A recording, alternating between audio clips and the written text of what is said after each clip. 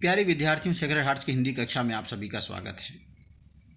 प्यारे बच्चों, आज हम लोग कृतिका पाठ्य पुस्तक पर आधारित जॉर्ज पंचम की नाक अध्याय के साथ जुड़ेंगे, जिसके लेखक हैं कमलेश्वर। पाठ की रूपरेखा की चर्चा की जाए तो नाक, जो कि इज्जत का प्रतीक मानी जाती है, इस संदर्भ के माध्यम से लेखक ने व्यंग्य करते हुए सत्ता एवं सत्ता से जुड़े सभी लोगों की मानसिकता को प्रदर्शित किया है, जो अंग्रेजी हुकूमत को कायम रखने के लिए भारतीय नेताओं की नाक काटने को तैयार हो जाते हैं। लेखक ने इस रचना के माध्यम से बताया है कि रानी का भारत आगमन महत्वपूर्ण विषय है, जिसके लिए जॉर्ज पंचम की नाक मूर्ति पर होना अनिवार्य है, क्योंकि वह रानी के आत्मसम्मान के लिए अनिवार्य है। इसके साथ यह रचना पत्रकारिता जगत के लोगों पर भी व्यंग्य करती है एवं सफल पत्रकार की सार्थकता को भी उजागर करती है।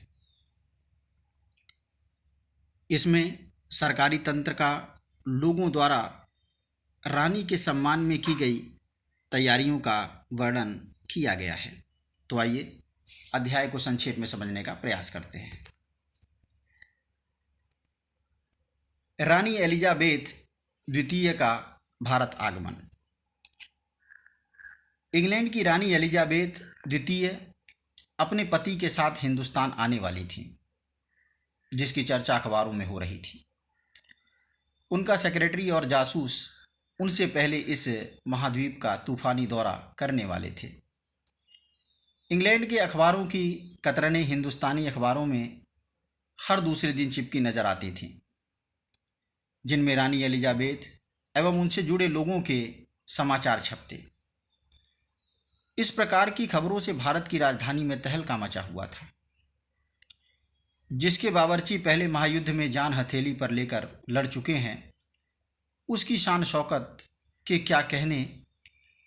और वही रानी दिल्ली आ रही है, उसका स्वागत भी जोरदार होना चाहिए। नई दिल्ली में जॉर्ज पंचम की नाक की समस्या।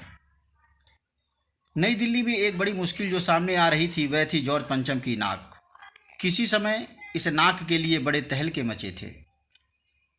अखबारों के पन्ने रंग गए थे। राजनीतिक पार्टियां इस बात पर बहस कर रही थीं कि जॉर्ज पंचम की नाक रहने दी जाए या हटा दी जाए। कुछ पक्ष में थे तो कुछ विरोध कर रहे थे। आंदोलन चल रहा था। जॉर्ज पंचम की नाक के लिए हथियारबंद पहरेदार तैनात कर दिए गए थे, किंतु एक दिन इंडिया गेट के सामने वाली जॉर्ज पंचम की लाट की नाक एकाएक गायब हो गई। बावजूद इसके कि हथियारबंद पहरेदार अपनी जगह तैनात थे और गश्त लगती रही, फिर भी लाट की नाक चली गई। रानी के आने की बात सुनकर नाक की समस्या बढ़ गई।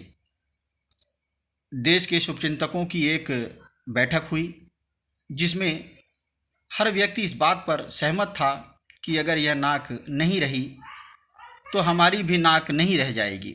इसलिए एक मूर्तिकार को फौरन दिल्ली बुलाकर मूर्ति की नाक लगाने का आदेश दिया गया।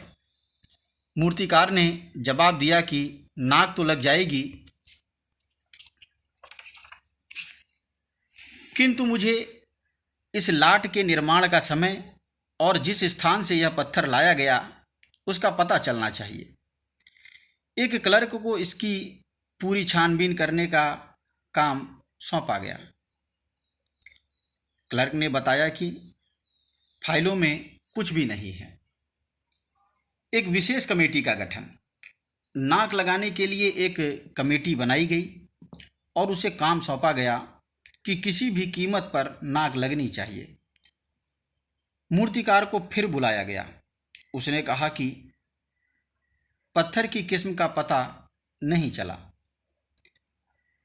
तो कोई बात नहीं, मैं हिंदुस्तान के हर पहाड़ पर जाकर ऐसा ही पत्थर खोजकर लाऊंगा।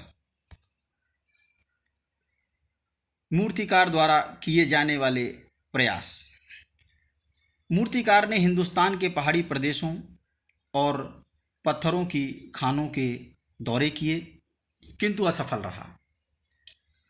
उसने बताया कि इस किस्म का पत्थर कहीं नहीं मिला, यह पत्थर विदेशी है।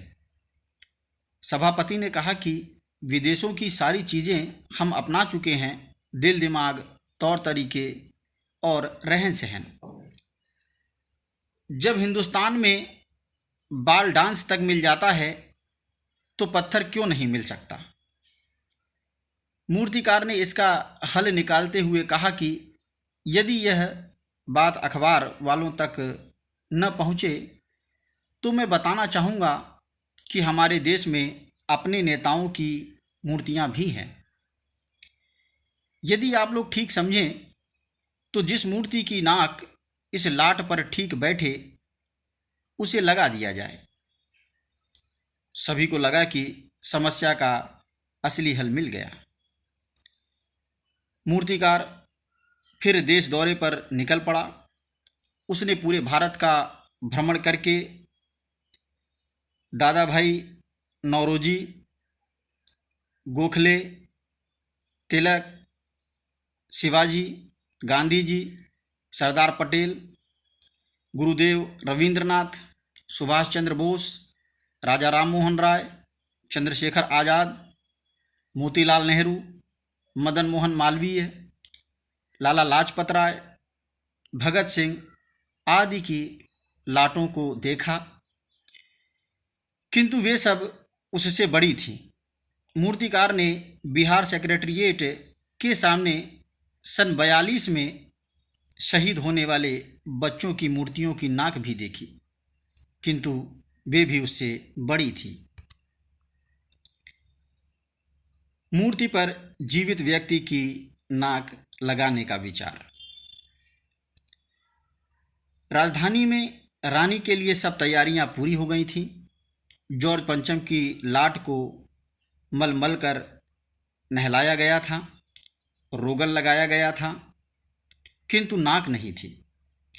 अचानक मूर्तिकार ने एक हैरत अंगेज विचार व्यक्त किया कि 40 करोड़ लोगों में से कोई एक जिंदा नाक काट कर लगा दी जाए। कमेटी ने इसकी जिम्मेदारी मूर्तिकार को सौंप दी।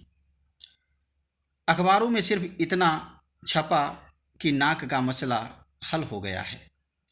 इंडिया गेट के पास वाली जॉर्ज पंचम की लाट को नाक लग रही है।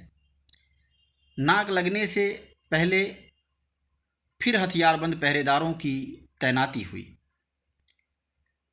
मूर्ति के आसपास का तालाब सुखाकर साफ किया गया और ताज़ा पानी डाला गया ताकि मूर्ति को लगने वाली जिंदा नाक सूखने न पाए।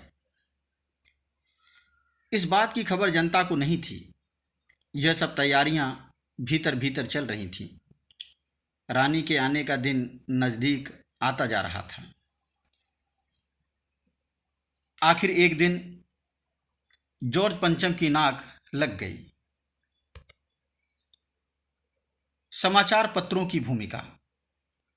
अगले दिन अखबारों में खबरें छापी गईं कि जॉर्ज पंचम की लाट को जो नाक लगाई गई है वह बिल्कुल असली जैसी लगती है। उस दिन के अखबारों में एक बात और गौर करने की थी। उस दिन देश में कहीं भी किसी उद्घाटन की खबर नहीं थी।